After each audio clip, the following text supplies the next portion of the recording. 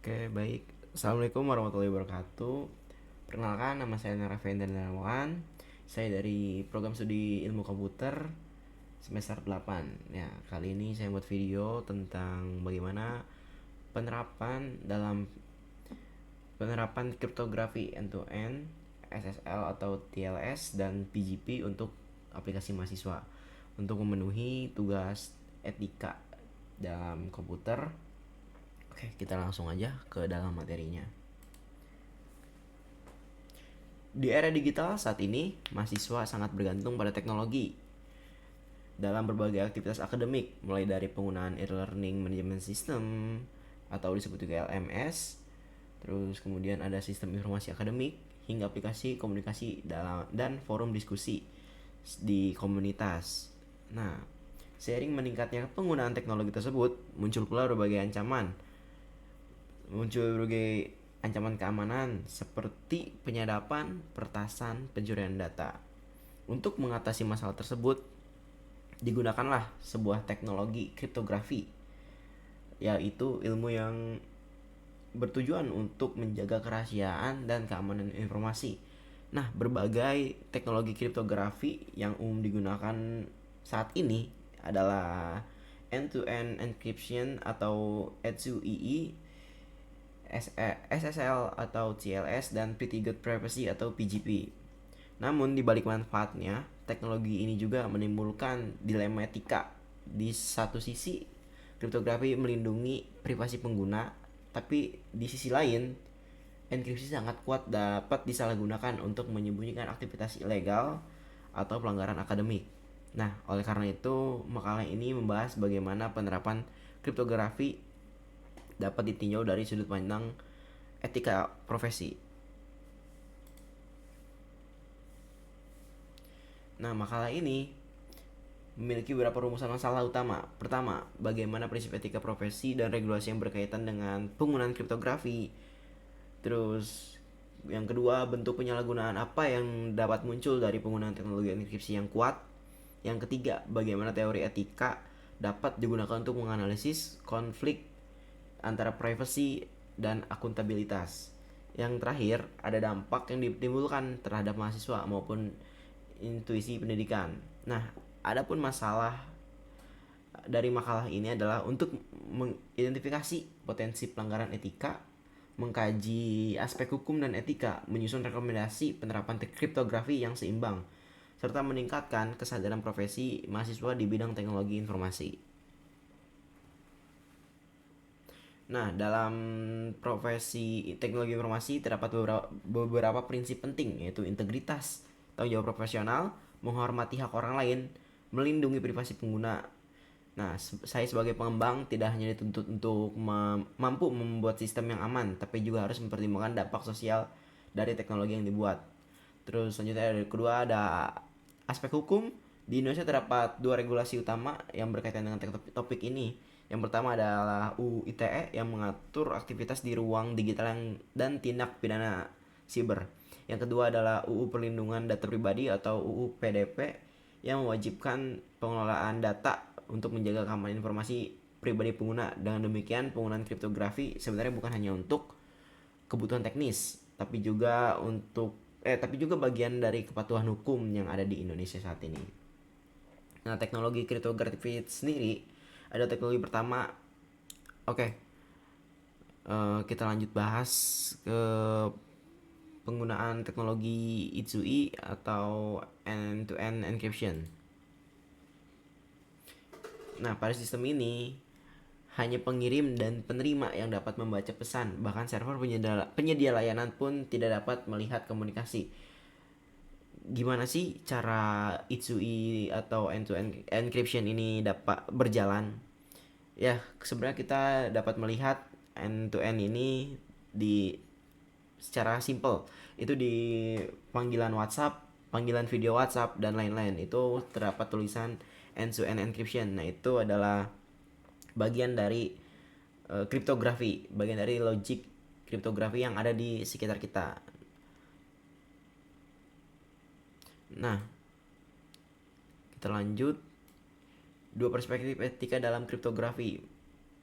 Penyalahgunaan ETSU-I I2EE merugikan intuisi dan mahasiswa jujur. Kerugian kolektif lebih besar dari manfaat individu, pengawasan terbatas, dan dapat dibenarkan demi kebaikan bersama.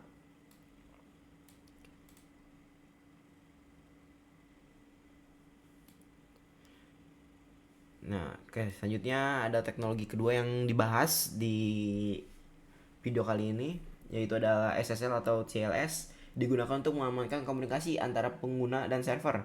Nah, misalnya sebenarnya si SSL ini lebih banyak digunakan di browser.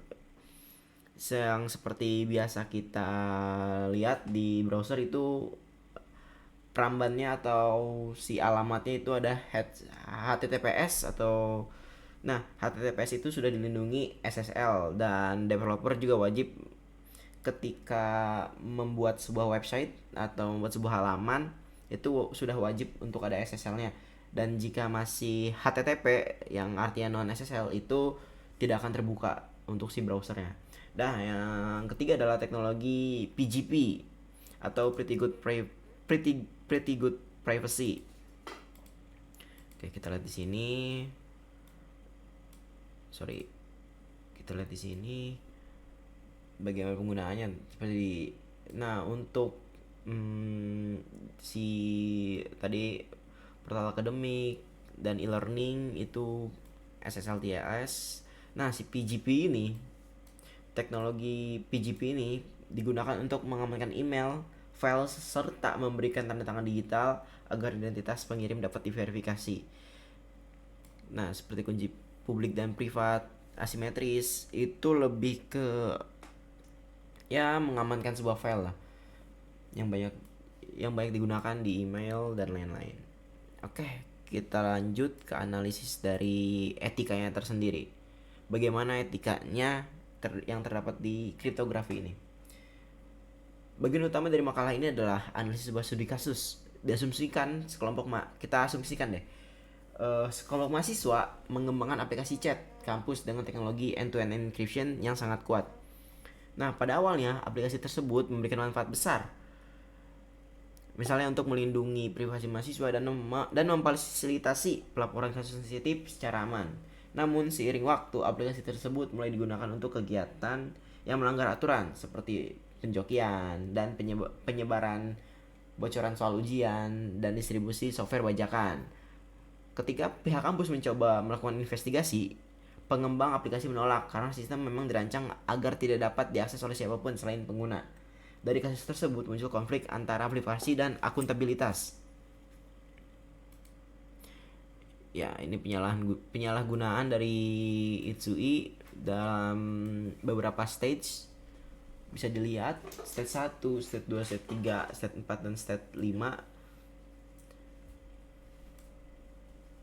Oke, selanjutnya kita analisis utilitarianisme.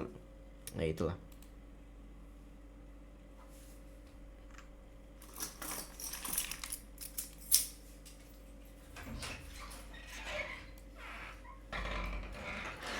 Menurut teori utilitarianisme, suatu tindakan dianggap etis apabila memberikan manfaat terbesar bagi masyarakat.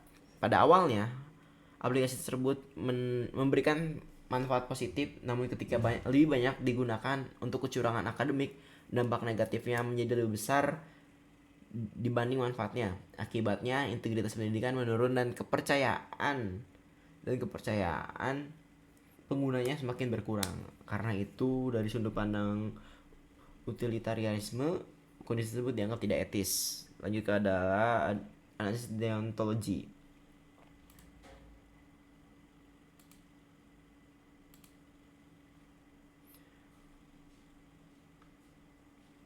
Berbeda dengan utilitarianisme, deontologi menilai tindakan berdasarkan prinsip dan kewajiban moral.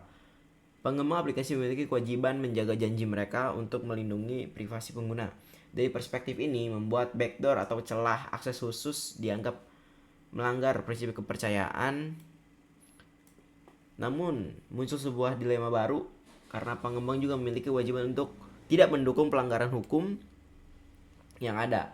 dan kecurangan akademik yang ada. Dan demikian, kedua teori tersebut menunjukkan bahwa persoalan ini tidak sesederhana memilih antara privasi atau pengawasan.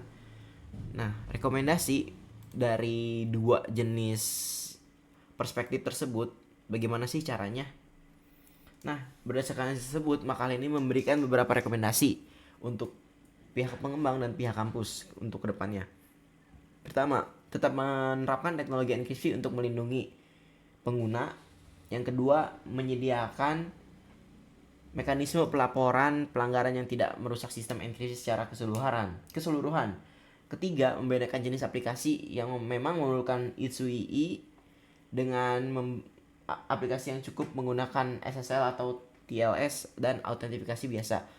Nah, developer juga harus membedakan lah kriptografi apa yang dipakai nantinya untuk entah itu aplikasi, entah itu website. Apakah cukup untuk hanya IEE atau hanya cukup untuk SSL? Cukup untuk SSL atau dan TLS.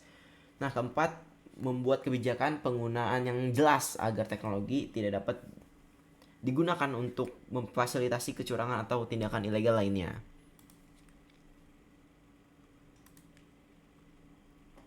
Oke, kesimpulan dari akhir video ini, sebagai penutup, dapat disimpulkan bahwa kriptografi merupakan teknologi yang sangat penting untuk menjaga keamanan dan privasi data. Namun penerapannya juga menimbulkan dilema etika karena dapat digunakan untuk tujuan yang bermanfaat maupun untuk aktivitas yang merugikan. Oleh karena itu, mahasiswa dan calon profesional di bidang teknologi informasi tidak hanya harus memahami aspek teknis kriptografi, tetapi juga harus memahami tanggung jawab moral, hukum, dan sosial dari teknologi yang mereka kembangkan. Sekian dari presentasi saya. Terima kasih atas perhatiannya. Thank you. Assalamualaikum warahmatullahi wabarakatuh.